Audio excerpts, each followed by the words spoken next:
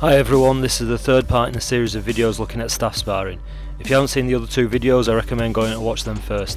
I'll post links in the description below. So this video is going to focus on sparring with the plastic staff. Like last time, I'm going to let the video play through, then I'll go through it and break it down in slow motion. Okay, so here I start on the right wearing black shoes, Raj is on the left wearing white shoes.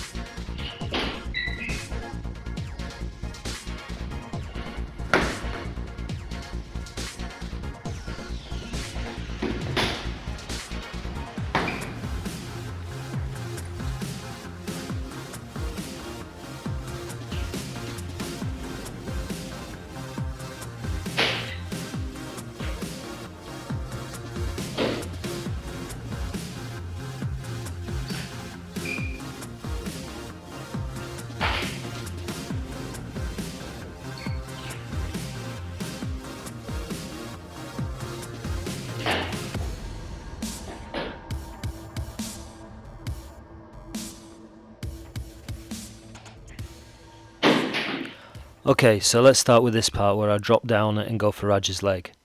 Those that do Aikido will recognise this from the 31 count kata. I managed to strike his leg, however I don't draw back quick enough, and he gets a counter strike to my hand. It can be hard to tell when sparring if the same strike with a hard staff and no protection would give opportunity for an afterblow.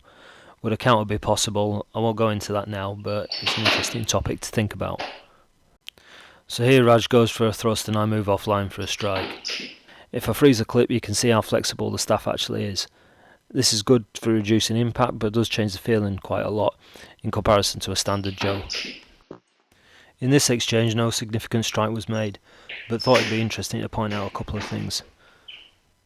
After I go for a strike, Raj comes back with a counter, raising his Joe under mine. This makes me think he's going for a high strike, but then he drops and goes for my leg. As he does this, I step out of the way and try and counter by going for his hands. Raj, however, picks up on this by raising his staff up to cover. These intricacies can easily be overlooked unless watched back in slow motion.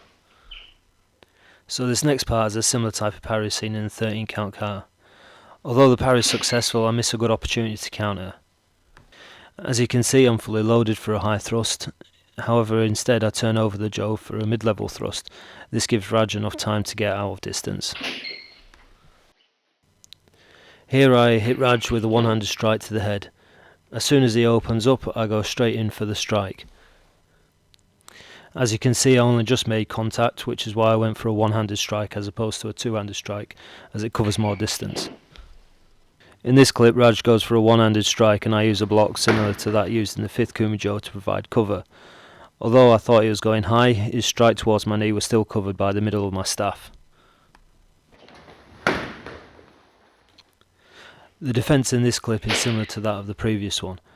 However, rather than stopping, I continue the movement, which makes it more like a figure 8 hasso. So here I go for a strike and Raj keeps his Joe extended to try push me back. This type of strike seems to come up quite a lot as it's regularly practiced with both the sword and staff. I go for the same strike in this clip, however I miss and get my Joe caught in Raj's jacket. You can see the flex of the staff again, as normally it should stop horizontal. However, the momentum causes the staff to bend quite a lot. Raj goes for a strike, however I move back out of the way. If we were grappling, this would have been the ideal time to engage. So here I go for a thrust and Raj counters with the strike, then it's followed up by a couple of other exchanges. So looking at it in slow motion, Raj strikes and makes contact with my hand. After we separate, I go for another thrust. This time I get through to Raj's neck, however he immediately counters with another strike to my neck.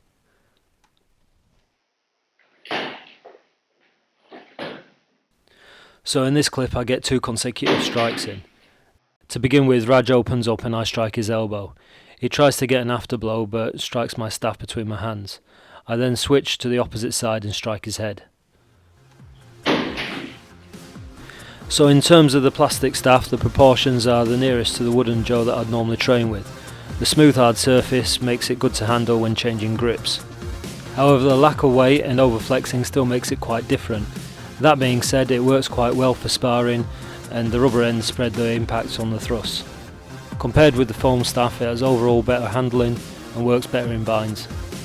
Anyway, I hope you enjoyed the video. If you did, give it a thumbs up and remember to subscribe for more videos like this. The next one will be looking at sparring with a Rat and Joe. Until then, take care.